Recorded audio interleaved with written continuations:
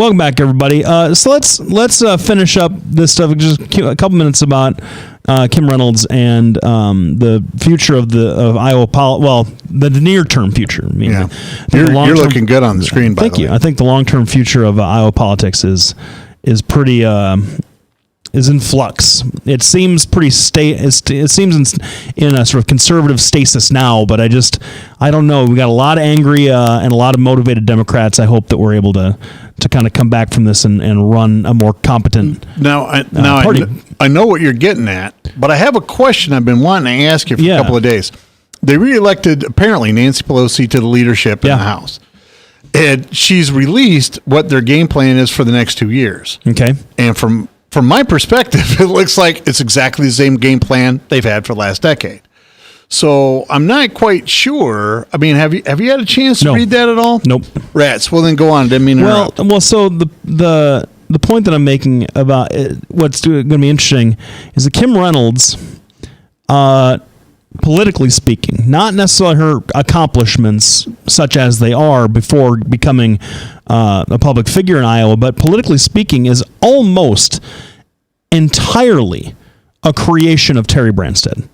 And that's not necessarily a criticism, and I don't think that it's unfair to say that, because she was kind of a nobody on the Iowa scene before he kind of tapped her as his lieutenant governor and built her up and started, and lent him some of his credibility. Now she has done.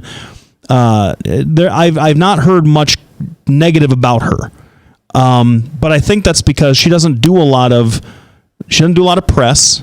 She doesn't. I don't think I've ever heard her give an interview on Iowa Press in the last couple of years, which maybe isn't unusual for a lieutenant governor. But if she's trying to make an independent profile from Terry Branstad, you would think she'd have been doing that by now, at least, knowing that this is most likely going to be the last term in the governor's mansion. But she doesn't. She does a lot of public events, but doesn't do many press conferences, and so. Her profile, there are questions that folks in the media, but also folks on the left, have to say about her. Like, is she going to be a reasonable Republican to work with, or is she going to come from some ideological wing of the Republican Party that we haven't got a feel for because of how low profile she's been, even as the lieutenant governor. So I think those are, in the near term, those are the questions that are going to be very interesting to answer. Well, and I agree. I do think that her political career was rather short before she was asked to run a ticket with Terry, and she was a state senator for 2 years, from 2009 to 2010.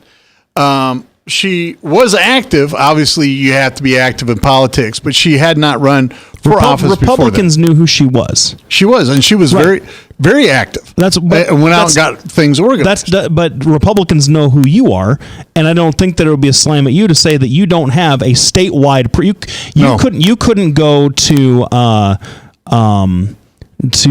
Victor, Iowa, and have people just know who you were. Well, and that's true. Yeah. That's absolutely true. And I think agree that with she that. was the same way before she was lieutenant governor. Yes. That's kind of the point that I'm making. Well, but the thing is even now, she's much more high profile than she had been. Mm-hmm. And that started after this last election. More speculation. Well, there's speculation because everyone kind of started to assume, hey, Terry's going to hang on until he's the longest serving governor. Maybe he steps down. Maybe he doesn't, especially after the health scare in June and July, when he was going through some of those problems, and no one and I can't remember Chris. Yeah. No, what's his wife's name? Chris. Yeah, Chris. When Chris came out and kind of said, "Hey, he didn't tell me that he was feeling this. I'm kind of mad at him." That whole business. Yes. And that was when people started to speculate. Well, boy. And remember when we talked a couple times how he didn't look very good. No, he didn't look like he felt very good. And turned that around a little bit. But you've got this young lieutenant governor who seems to be in lockstep with you, which is. Yeah. Good for an administration. Now, this is something that was surprising that I found out. And you said she's a young lieutenant governor, right? Well, younger than him. All right. Well, But how old do you think she is? Because you've seen her. Yeah, she's. I think that she's probably in her early 50s. Yeah, she's 57. I was shocked. 57? Yeah, I thought she was like 42, 43. Oh no, I knew that she was older than that, but 57. That is surprising. And here we are, and I don't know if it's misogyny, but it's a little bit misogynistic to talk about her age. But people talked about my age when I shaved my face. Well, no, we're just talking about Branstead's age. I mean, it does. Yeah, that's true. I'm not talking about her age in respect to her being a woman. I'm talking about her age in respect to her being the second command of the state. Well, and so she since the last election, she's really been out getting in front of people. She is at all the very important events. It used to be that she would attend a lot of the really big ones and sometimes hit the small ones, but she has been at virtually every event that I've been at this last year. And so for me, my take on that was that she's getting ready to run for governor when Terry stepped down, and it just happens to be a little bit earlier. Well, and it's like I said, she's going to have a full year. She's going to have a full legislative year to work with the new Republican legislature prior to its. Once it is really lining up politically for the Republicans going to 2018, and it'll be interesting to see, because since Iowa classically not a fan of unified party control, no matter who's in charge, if the shakeup at the top is going to have any kind of effect, and if those folks that those folks that supported and this is a demographic thing, supported Joni Ernst are going to come back out and support Kim Reynolds. Yeah, well, and I think that's a good point. At this point, I think a lot of these people will.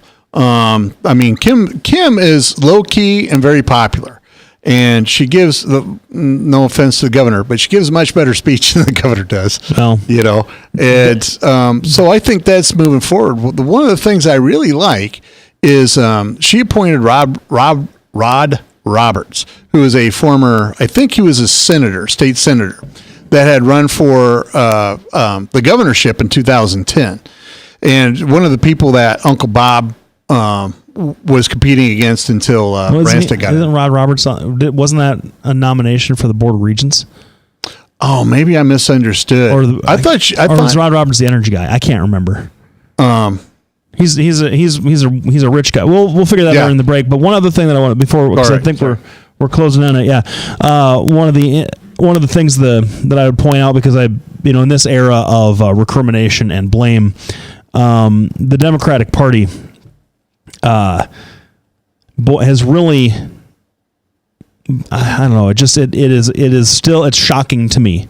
It is shocking to me that the first woman elected to U.S. Congress in Iowa ever came from the Republican Party, and now the first woman to hold the governorship in Iowa is going to come from the Republican Party, and the Democrats can't get behind qualified, skilled, excellent politicians like Christy Vilsack, Patty Judge, Roxanne Conlon.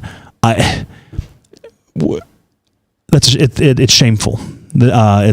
If you're a Democrat that values the contributions of women in politics, this is just a really disappointing thing. Not to take away from Kim's accomplishment or to take away from having a woman at the top whatsoever, but Democrats pride themselves in that, and to be so behind the ball on supporting. Or so behind the ball on having successful women candidates in the state is just it's appalling to me, and I hope that we get that corrected. All right, we're going to be back right after this break. We can't do what we do without you, so please stay tuned.